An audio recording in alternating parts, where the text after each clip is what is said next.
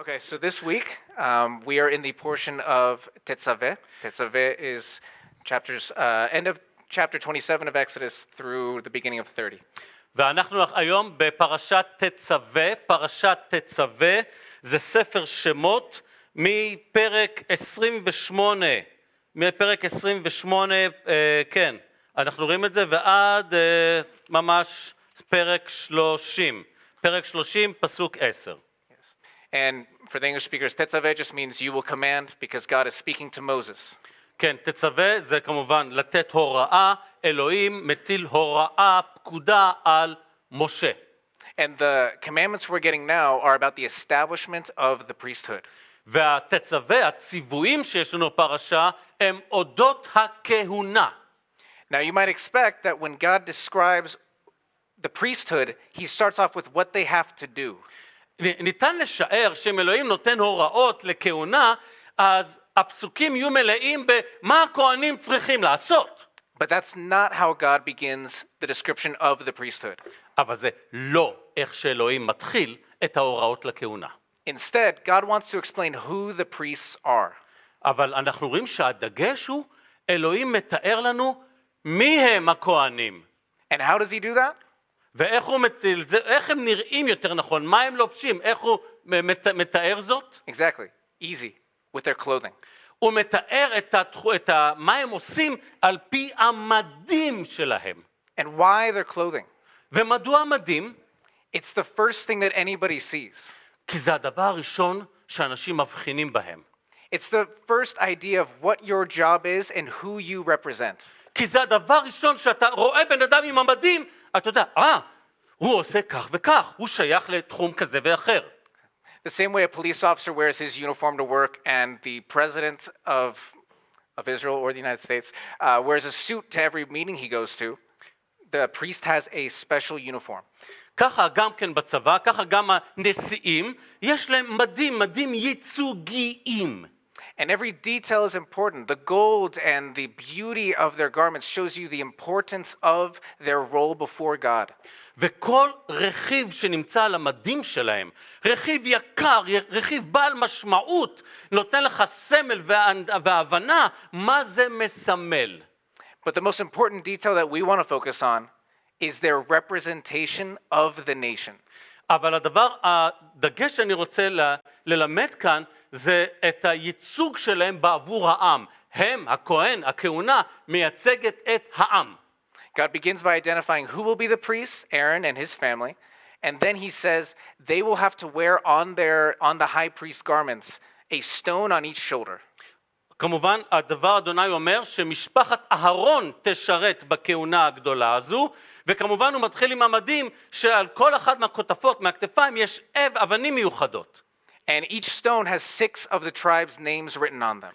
ועל כל אחת מהאבנים ישנן שמות של 6 שבטי ישראל, 6 פה, 6 כאן, ביחד 12. And God says this is a memorial before himself, before God, of the sons of Israel.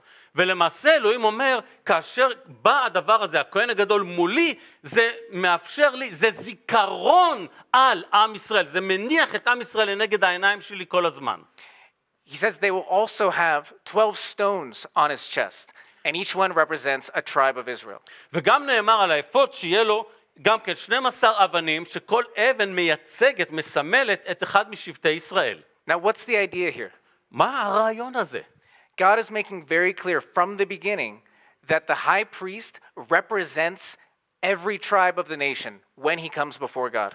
הרעיון הוא שכאשר הכהן הגדול בא אל מול אלוהים, הכהן הזה מייצג כל קבוצה, כל שבט, כל איבר מתוך עם ישראל.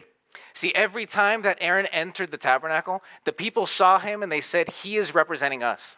בכל פעם שנכנס הארון לתוך נוכחות אלוהים, כל אחד בעם ישראל אמר, אני גם נכנס, הוא מייצג אותי שם.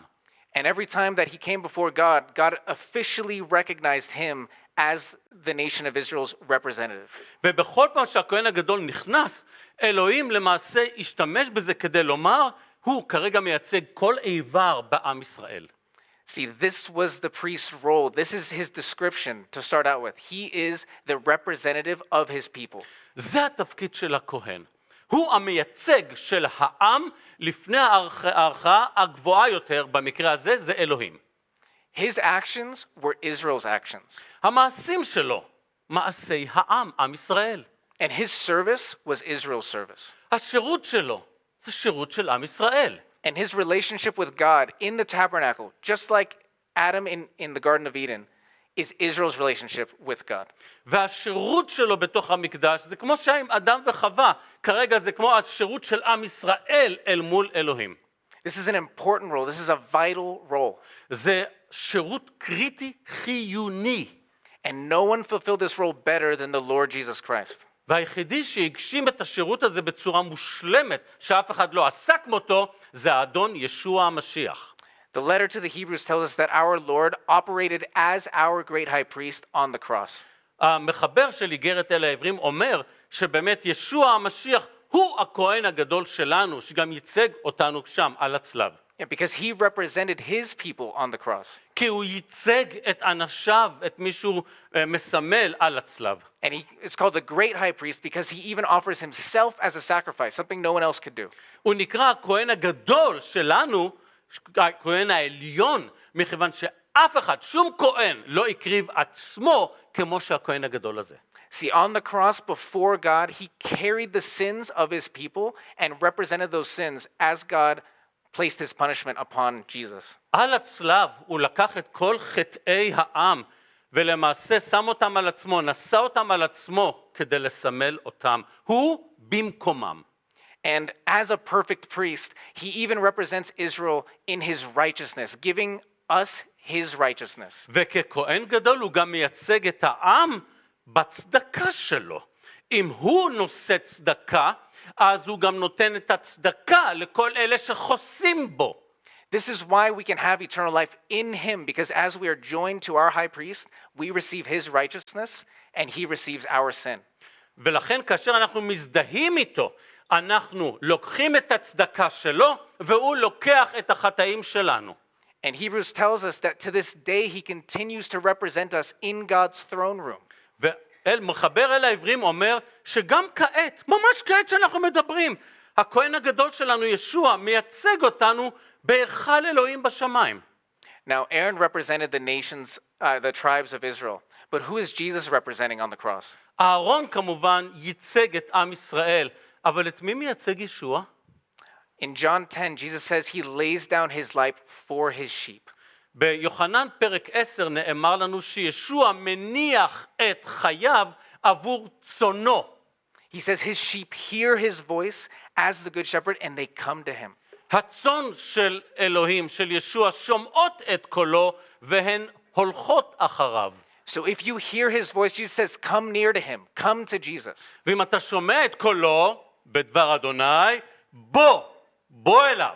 He says, trust in him to be your priest and your sacrifice. בטח בו להיות הקורבן שלך והכהן הגדול שלך. If you join to Christ, you can be confident that your sin is paid for and that Christ represents you as righteous before God. אם אתה בוטח בישוע, אתה יכול להיות בטוח ששולם החוב שלך מול אלוהים, והוא מייצג אותך שמה כצדיק.